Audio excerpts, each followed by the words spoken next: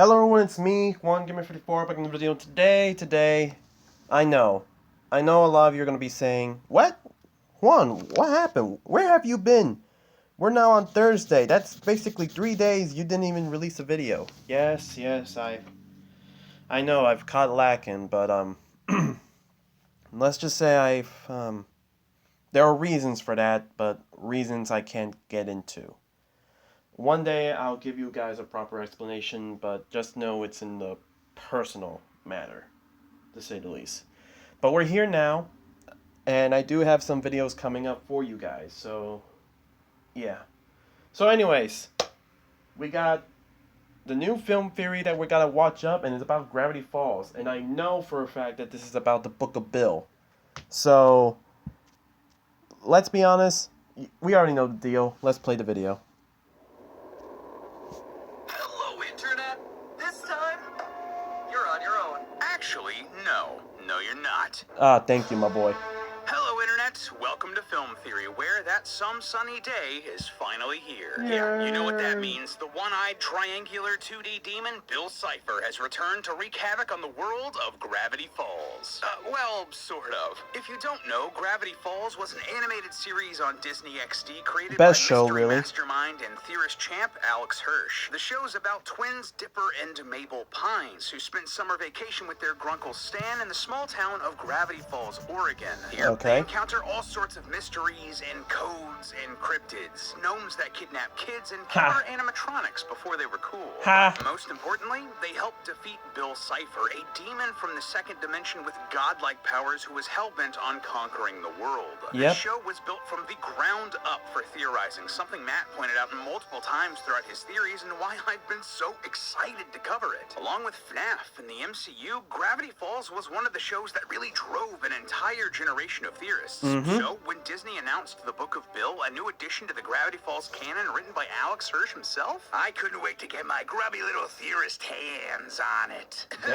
Excuse me, the spirit of Grunkle Stan just kind of possessed me there. See, unlike a lot of other shows from the same period like Adventure Time or Steven Universe, there wasn't a lot of Gravity Falls. It got in, told its story in 2 seasons, and then ended. People desperately wanted more of it, which is why people are so hyped for this book. It's promised to show us more of this world and its characters, and let me tell you, friends, this thing is dense. We learned so much about this world, about its history and lore, secrets about each of our main characters, and about Bill himself. And that's without cracking any of the mysteries and codes inside. You guys have been asking us to cover this book for weeks at this point, and believe me, we've heard you. We've been working on this in the background and wanted to make sure we approached it right. And just to be upfront here, friends, there's a lot here. So much in this book, in the surrounding media and ARG, that there's no way this won't be at least 2 episodes.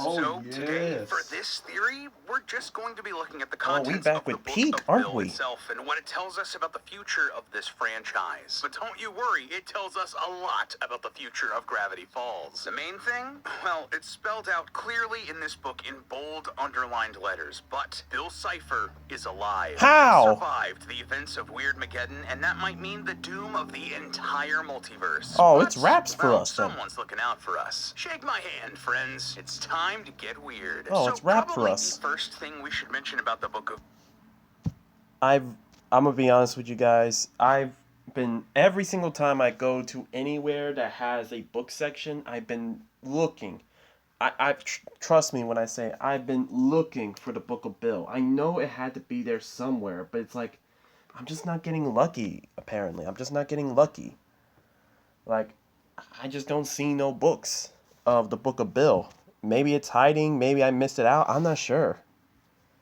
Bill is that it canonically originates within the Gravity Falls universe, like the literal physical book itself. It's a tool that Bill uses to psychically link with the reader, and it haunted Ford over in Gravity Falls until he got sick of it and threw it into a dimensional rift left behind by Weirdmageddon. It then ended up in our world, where the reader finds it and is offered a deal by Bill CIPHER. Also, just want to say, in the lore and story of this world, Alex Hirsch must have found this book first, and that confirms our previous theory during Matt's retirement party that that he was possessed by Bill CIPHER. Oh The no. author blurb on the MatPat back was of the right? book sleeve reads, "Hi friends, I'm Alex Hirsch, creator of Gravity Town, and I'm definitely not possessed by a demon right now." And on it goes. Alex then assures us that he's definitely fine and is not calling out for help. Methinks the author doth protest too much. Regardless, the book is in our world now, and it's literally infecting other books, while also summoning Bill to broker an agreement with us, let's say. Yeah, he offers us a deal. He'll tell us all about his backstory, but in exchange, we'll owe him a favor somewhere down the road. Oh, It's at no. this point that we're given a choice to say yes or no, and man, I got excited. I thought this was going to be one of those awesome sort of choose-your-own-adventure books, so naturally, as someone... True, because we've been getting a lot of it, especially with FNAF. Like, we got VIP. I heard that, a week before is coming out as well. I think it is out. I should probably go to the store and get it. But, yeah, I mean, I wouldn't be against a whole Gravity Falls, interactive book. Aware of Bill's shenanigans? I said no and flipped to the page specified, and, well, there was some very small text upside down on the top of the page. It basically told me that not shaking Bill's hand meant that I was going to live out the rest of my life in the most boring way possible. As a Dang. middle manager at a mustard factory in Idaho with 4 children, Gervis, Horvin, Borley, and Smunt. Dang. Poor Smunt. On the real, I am absolutely the sort of person that would name like a cat Smunt, and I apologize to my future cat because, well, your name is Smunt. Dang, Okay, it's already so been it really des- seems it's like been if we want destined all now. of the new juicy lore in this book, we need to agree to Bill's terms. And hey, well, I've sold my soul for less. Ha! Oh, come on! Who does Joe Biden have to thank? My soul for less. We Ha. agreed to this deal, and whoa! In one of the coolest bits of meta storytelling I've ever seen in this sort of product, Bill starts laughing maniacally and literally rips his way through the book into our reality. Honestly, Dang. it's really slick stuff and a bit terrifying. And though you might expect Bill to immediately kill us here and move on, nah, he doesn't. He actually keeps up his end of the bargain and then some. As you can Really? imagine, diving into the Book of Bill has taken a ton of my time that I only have thanks to the sponsor for today's episode, Incogni. How many times has this happened Okay. to you? Yes, of the Book of Bill. Alright, At this there we point, go. The content of the book becomes super varied, bouncing between sections that look like magazines, Q&As with Bill about the concept of love, a how-to guide on how to get into heaven. It's mysteriously left blank, so immediately you get what Bill thinks about that idea. There are Dang. tons of hidden codes that you'll need to decipher if you want the whole story, and there's even just straight-up excerpts ripped from a book called The Great Gatsby. This was a novel by F. Scott Fitzgerald that everybody had to read in like the 7th grade, which just Yeah. entered the public domain a couple of years ago, so hey, why not? It's still weird, but why not? But a couple of my favorite sections? Well, first off, there's a whole section talking about urban legends and cryptids that look like they're Oh no! Did you just see that? Go back. still weird, but why not? But a couple of my favorite sections? Well, first off, there's a whole section Nah, what have they done to my boy Dipper? Look at him. That looks like something modern day people would make with those creepypastas and all that. I haven't forgotten about that whole, Island of the Slaughter, that total drama creepypasta thing, or, the Sonic EXE stuff. Nah, what have they done to my boy? talking about urban legends and cryptids that look like they're ripped straight out of some analog horror here on YouTube. There's Slender Man, who lies about people, Guillermo del Torso, who has a passion for cinema and has written a script for National Treasure 4, the Off Model, which is a monster that looks like bootleg IP and would just legitimately be a good monster for this sort of analog horror. Can we make that? And the Mirror Dimension that contains monsters like Bloody Mary, Dysmorphio, and David Lynch. Yes, as in film director David Lynch. I am losing What? my gosh dang mind because this is hilarious and exactly the sort of humor just made for me. Then there's a whole section about the concept of morality, which Bill believes is 100% flexible and that karma is a scam. He's immediately hit in the eye by a paper airplane after he says that, so I mean, you be the judge of whether or not he's right. That's Ha. funny, but the whole reason that I'm pointing this out is that he gives us, the reader, a moral test here. On this page, he's imprisoned an elf named Scrimbles with bones made of glass. If we turn the page and continue on our journey to learn all about the new lore, we'll crush Scrimbles and he'll die. That's hilariously dark and, well, I mean, sorry, Scrimbles, there's lore to uncover. Forgive me. We also get Nah, some new that lore. is vile. God dang, Bill Cipher. Even after all these years, you're still the most diabolical. That is crazy. The Pines family. There's a whole section dedicated to the missing pages of Journal 3 and Ford's earliest interactions with Bill, and another where Bill talks about the dreams of many of the main characters, including Dipper. Bill explains that Dipper has a recurring nightmare about overhearing a fight between his parents that he wasn't supposed to hear, before wondering why Dipper and Mabel got sent to Gravity Falls for the summer on such short notice. Yeah, that's pretty dark, implying that this whole series only exists because their marriage was falling apart, and the Oh no.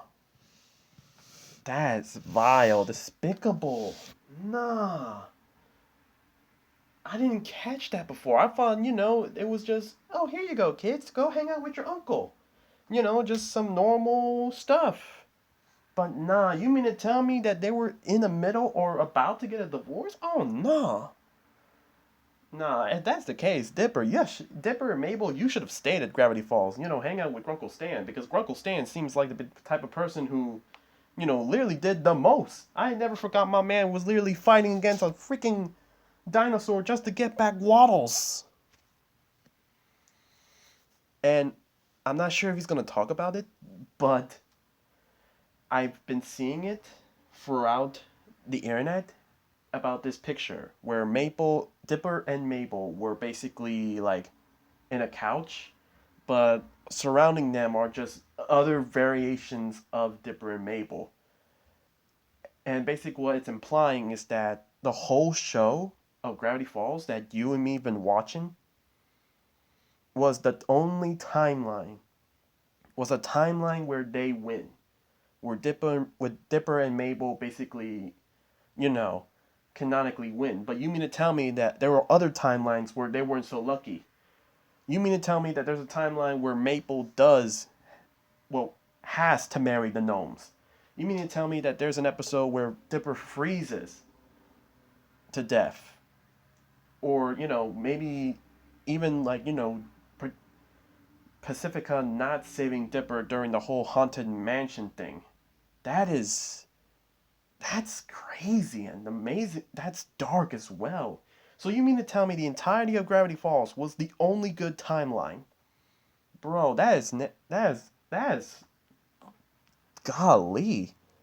And I think I've only missed out like on the most dangerous and darker episodes. I haven't even touched about all that. That's dang. Parents needed Dipper and Mabel out of the house while they worked out what to do.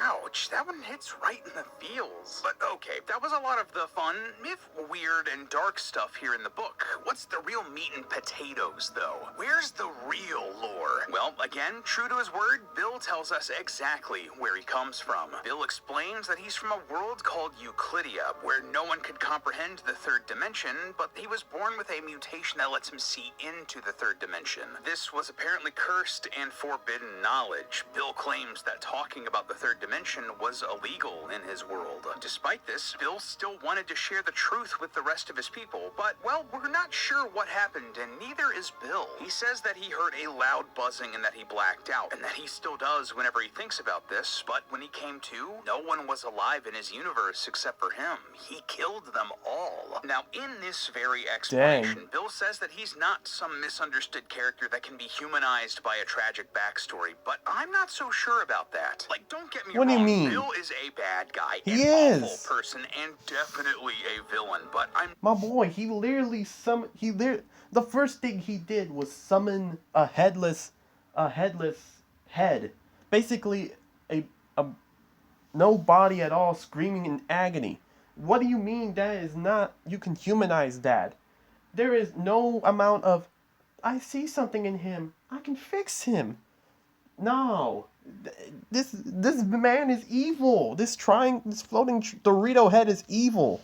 Not so sure he ended up that way all on his own. At the beginning of this section, we see Bill bursting through a wall behind a TV with a strange symbol on it. Well, this is actually from the cover of a story called Flatland, written by Edwin Abbott. In Flatland, a two-dimensional square is visited by a three-dimensional sphere who teaches him to look outside of his perspective. And once the square learns about the third dimension, he tries to convince his fellow 2D shapes, but is jailed for what is considered madness. Perhaps something similar happened here with Bill, with some multi-dimensional being enlightening Bill and sending him down his villainous path. Regardless, the result is I the don't same. care. Bill ended up killing everyone in Euclidia and moved on to a new universe. From here, Bill found himself in the Nightmare Dimension, where he formed a band of ne'er-do-wells called the Henchmaniacs to help him get up to all sorts of shenanigans. We actually know most of these characters from the actual show. For 1 trillion years, they robbed banks together, crashed planets together to make them kiss, conquered dynasties, and even recorded a Christmas album. But not all good things can last. Eventually, the Nightmare Realm came apart at the seams as entropy caught up with the universe and destroyed it. Bill then ended up in the series from the universe and was drawn to the area that would someday become Gravity Falls, where he met a shaman who created the prophecy of the 10 cosmic symbols from the series and banished Bill from the area. From here, Bill traveled the world and encountered different societies, the Aztecs and the Egyptians and the indigenous people of Easter Island. He also explains that Atlantis was real and apparently existed around the time of King Henry VIII. Seems like a major lore drop there, and I really want to know the implications of the whole world just like forgetting Atlantis was a thing,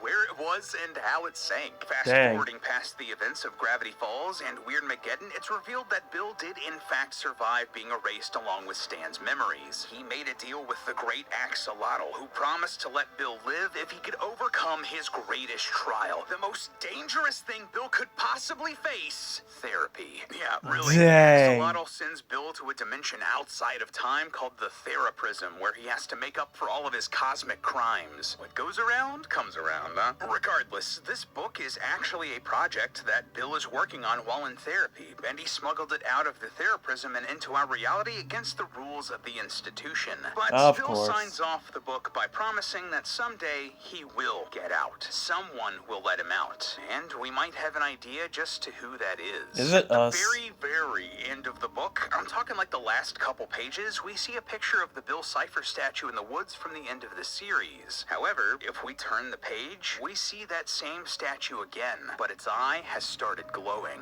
Why would the statue suddenly come to life here? Well, zoom in and look at his hand. A bird is perching on it. Has this bird shaken Bill's hand and unwittingly agreed to become his new host just by looking for a place to land? Maybe, yeah. In the days leading up to the book of Bill's release, a Twitter account called the Oregon Parks Department opened as a viral marketing campaign and included pictures of a bird known as the Western Meadowlark. Look at this thing. This is a real bird that is the spitting image of Bill CIPHER. The yellow chest even has a little black top hat shape at the top. This little birdie might have just given Bill CIPHER the wings he needed to fly out of the Theraprism and back into the world of Gravity Falls once again. No, don't tell me. Yeah, that's the... Oh, nah. This is like Endgame but reversed. Instead of a rat that basically released Scott Lang's Ant-Man out of the quantum realm, now you mean to tell me it's the bird that brought freaking Armageddon?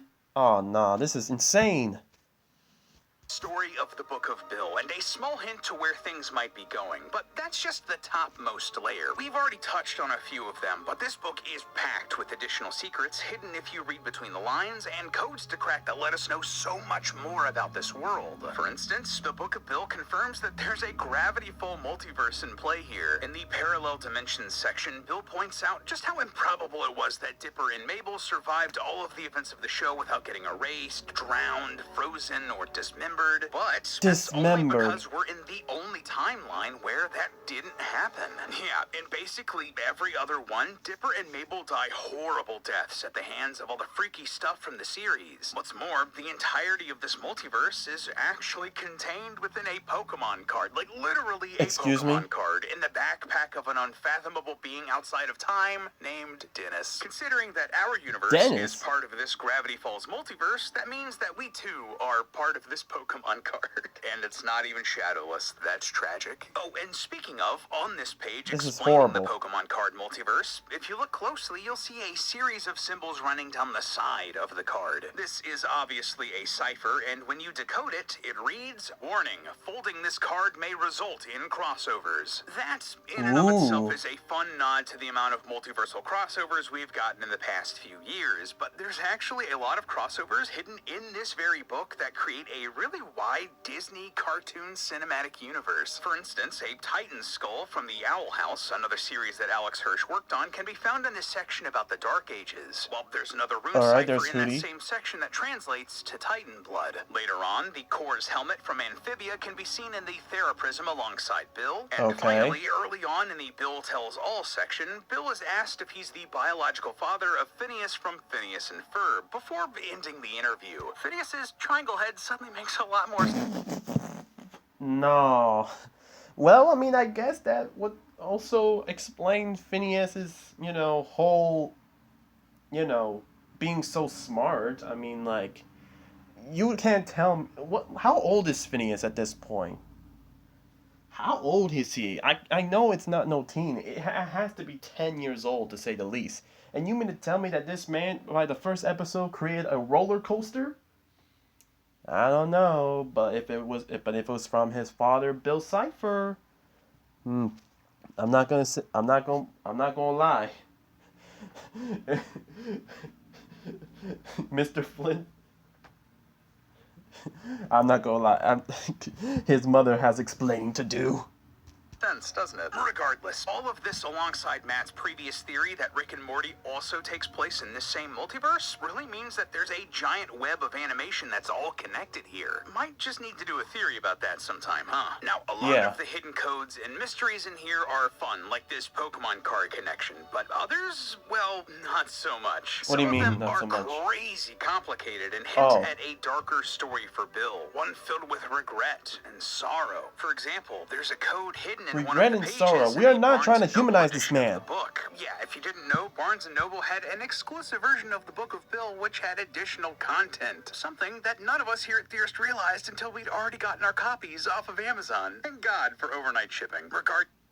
Who does Joe Biden have to... None of us here at Theorist realized until we'd already gotten our copies off of Amazon. Thank God for overnight shipping. Regardless, in the messages on your TV section in the Barnes & Noble edition, at the very bottom of the page, you'll notice a series of square color blocks. At first, I thought this was just a weird, glitchy effect to really drive home the analog nature of this page, with the scan lines and chromatic aberration and all the VHS goodness. But there's actually a pattern to these colors. Yeah, they correspond to letters of the alphabet, and if you decode the right order, it spells out the message: he never sleeps, he never dreams, but somehow still he hears their screams. This has to be about Bill. He isn't sleeping or dreaming, but he's still haunted by the screams of everyone he's killed. This is further driven home on the page covered in silly straws. There's a line of digits that all correspond with episodes of Gravity Falls and time codes within them, and when the words spoken at these time codes are all strung together,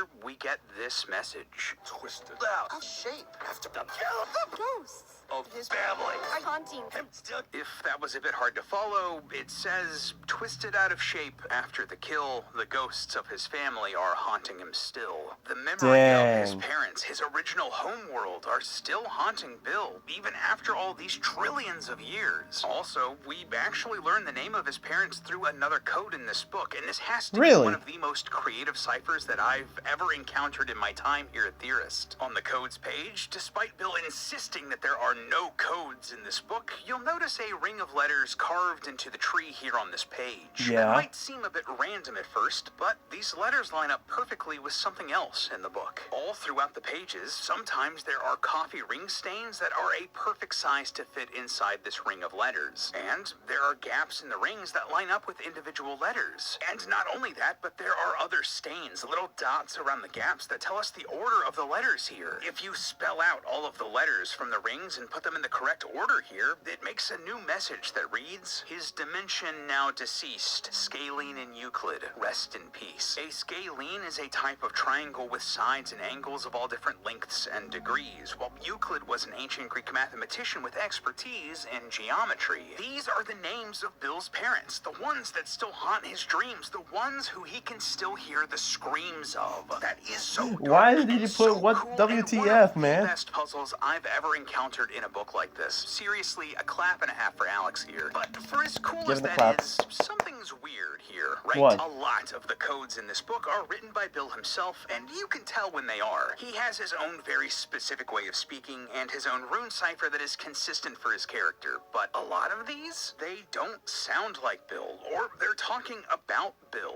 No, someone else is writing codes in here, and It's there Alex are a Hirsch. few options, and who it is might end up being very important if Bill is truly coming back through that bird. First option, well, the clear and obvious choice would be the axolotl. He's already shown to be more powerful than Bill, enough to put him in therapy, so maybe he's trying to help Bill work through some stuff here. But that's also the most obvious option and the most boring. The second and less obvious option, well, it could be the people that he's possessed over the years. Yeah, for real, we learn in the book that Bill isn't alone inside of his head. At the bottom of the page about Really? skin, there's a section that gets cut off called Learning is Fun, but it's not what you'd expect. Instead of more factoids about skin, we're shown a cry for help from someone named Grebly Himberdrek of Zimtrex 5, one of thousands of souls that Bill has consumed over the years. It's not entirely clear how this would happen, but I think it's a pretty safe guess to say that these souls Bill consumed were the people that he's made deals with, and now they're stuck inside of Bill's mind, where he plays Good Vibrations by Marky Mark and the Funky Bunch on loop forever.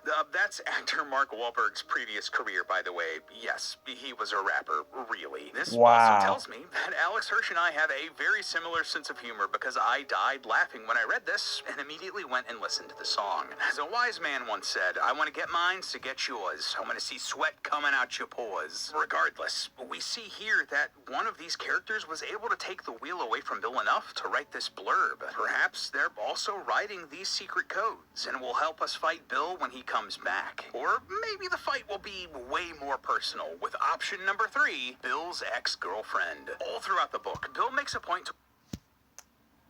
Hold up. What? Bill CIPHER, that triangle Dorito head, has a girlfriend. You would think this would be something like, you know, the fandom would make. You know, like this sounds like some sort of Wattpad type of story. But no, you mean to tell me canonically he has an ex-girlfriend? Okay, I've seen it all. Avoid any questions about his own romantic history. In the love section, he redacts a couple of lines before exclaiming that his ex-partners were not relevant because I don't have any.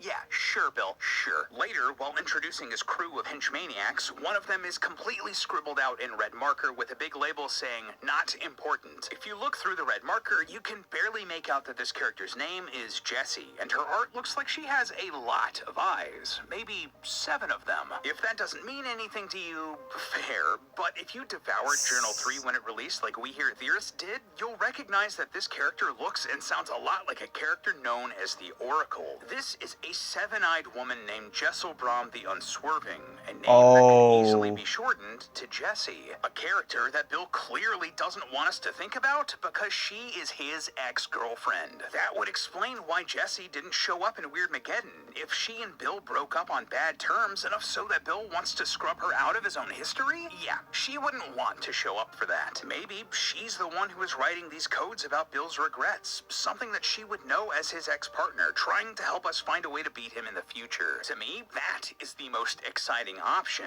Jessie coming back and trying to help defeat her evil ex once and for all. But we'll just have to wait and see. So yeah, all in all, that... And if they are thinking of doing this, I'm not sure how they're going to Okay, so they're making it look like most, if not all, the things. We're talking about the Owl House. We're talking about Emaphemia. We're talking about Gravity Falls essentially coming back because, well, it gotta. I mean, you can't just have a crossover with Bill and not bring in the people who helped defeat Bill. You know, Grunkle Stan, Uncle Stan, Stanford, Dipper and Mabel. You can't just not bring in the core four, the Pines family.